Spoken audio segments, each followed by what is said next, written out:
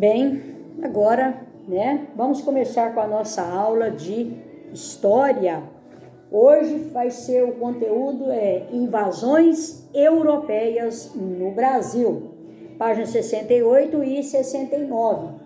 Então, vocês vão assistir o link, copiar a página 68 e responder, né, e postar no site até dia 16. Depois nós vamos fazer a correção, 65 e 66.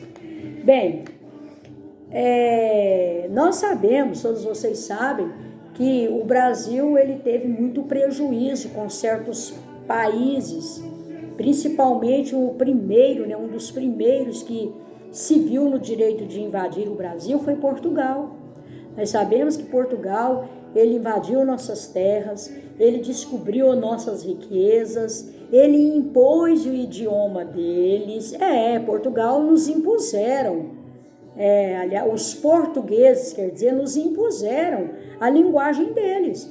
Hoje nós temos que escrever o brasileiro falado, mas escrever o português escrito, português de Portugal, português culto. Hoje, que nossos primeiros habitantes, na realidade, foram os indígenas. Hoje éramos para nós estarmos aí falando a língua indígena, o Tupi-Guarani. No entanto, o que aconteceu? Os portugueses vieram para o Brasil, passou medo nos índios, mentindo para eles que ia pôr fogo na água do rio. Os índios eram muito inocentes, não sabiam que isso era mentira. E aí eles pegaram um álcool e puseram fogo. E os índios pensavam que realmente a água estava pegando fogo.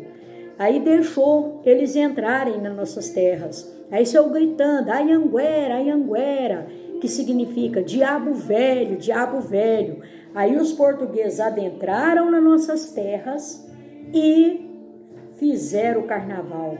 Descobriram nossas riquezas, os índios contou tudo para eles. Os índios levaram eles nas jazidas de pratas, de ouro, de diamante. O índio, ele não tinha nenhuma ambição, ele não queria tirar nenhuma riqueza das nossas terras. Mas, infelizmente, os portugueses, ludibriaram eles, passaram eles para trás, com ameaças que colocaria fogo nas águas.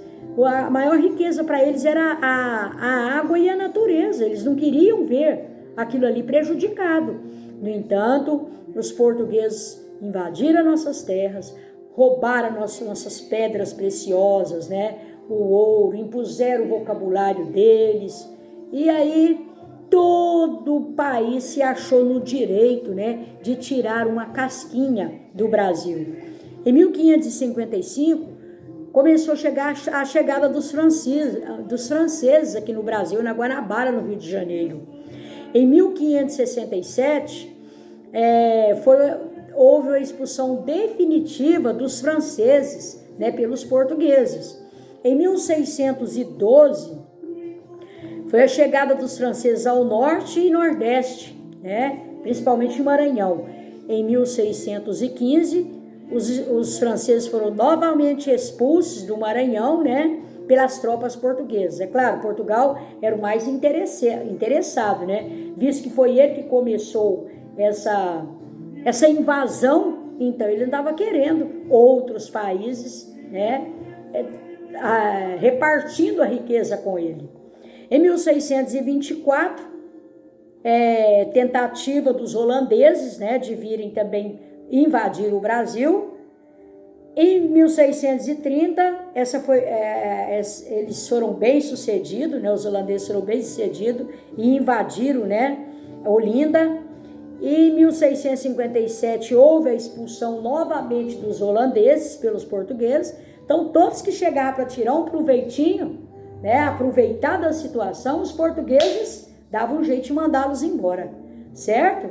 Então tá aí, as invasões europeias no Brasil, que começou pelos portugueses, depois os franceses, depois os holandeses.